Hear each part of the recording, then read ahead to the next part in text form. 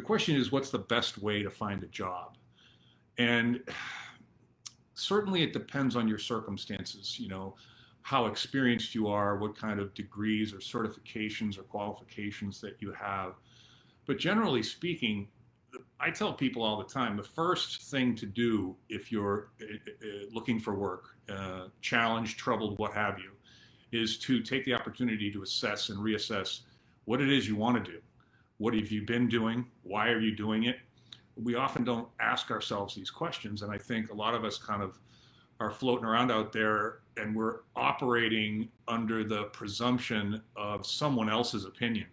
It starts in the home with your family and your dad and your mom, and then there's teachers and there's coaches and there's guidance counselors, and then you have mentors, and for senior people, you've got colleagues and boards of directors and all these other, and everyone has an opinion, and most of them are valid. Some of them are not. You can probably discern between the two, but it's a great time to sit down and say, am I doing what I want to be doing? And can I do what I want to do and make money at it? And there's a series of exercises, all of which are kind of available in workbooks and stuff on my website, which is the number 7 and the word pillars, PILLARS, global, GLOBAL.com. It's a lot of free stuff there. There's a lot of links to all of my social profiles. There are a couple of them like Quora and LinkedIn, where I've got hundreds of articles and answered hundreds of questions.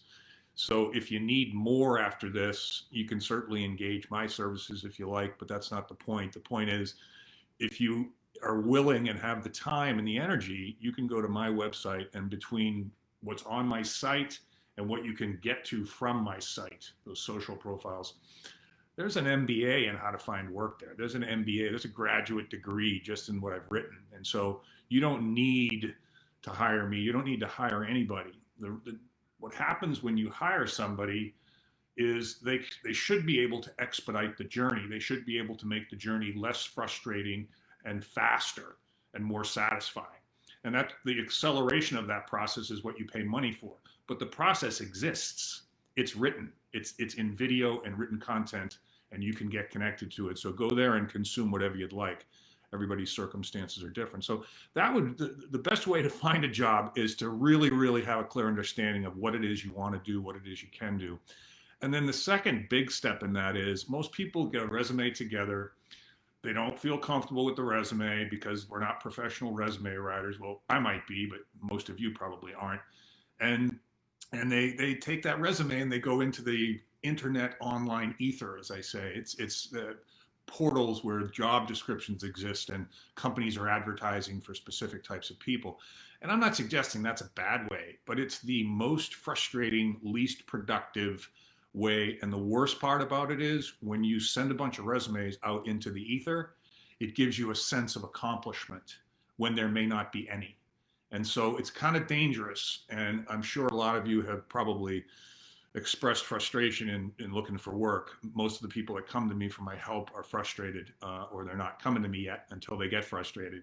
So the best way to find a job is to reach out to your personal and professional network and let everybody know that you're looking and exactly what it is that you're looking for, because people like to help, particularly in trying times. One of the reasons I'm doing this is I just wanted to help. So we skip over that step, and before you reach out and before you ask for favors or introductions or referrals or whatever you want to call these things, you should have a shiny LinkedIn profile, because that's where people are going to go. If you're not a professional, if you're in the trades, I still think you should have a LinkedIn profile, because everyone's online now and everyone's going there. I mean, people are going to look at your LinkedIn profile, most of you, before they look at your resume. They might not even see your resume. So sending resumes out to people that are not decision makers, to jobs that are online that may or may not exist, and that is true. A lot of the jobs that are out there posted are either have been filled, pulled, and not pulled down yet. They lost their budget money, or they're just fishing, because a lot of companies put up profiles of people they anticipate they'll need in the future, but they don't need now. So the fact that you're not getting responses when you put it in that context makes sense. So you polish up your resume, you polish up your profile, You reach out to your network and you let everybody know what's going on and what you're looking for. And I've had people that I've helped in the past just doing that found them work. So don't gloss over that.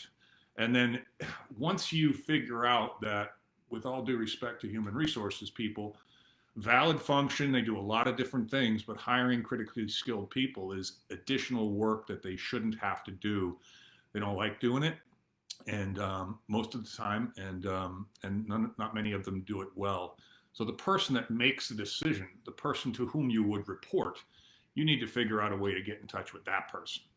And very few people even try that. They think it's pushy, or they think it's this, or they think it's that, or it's too aggressive. I can't do that. That's scary. It's like, well, maybe, but I can't tell you how many stories I've had of people that have taken that advice and through connections, second connections, first connections, third connections on LinkedIn, people that they know who know somebody that work at that particular company.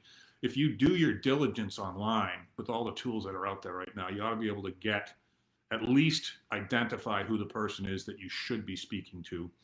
And anybody worth his or her weight in professional salt, if someone appropriately and politely yet aggressively gets in touch with me and I have the need for a salesperson, say, all I'm going to do is appreciate the courage that it took. And I'm going to give that person the opportunity to at least speak for a few minutes so I can figure out whether he or she is articulate.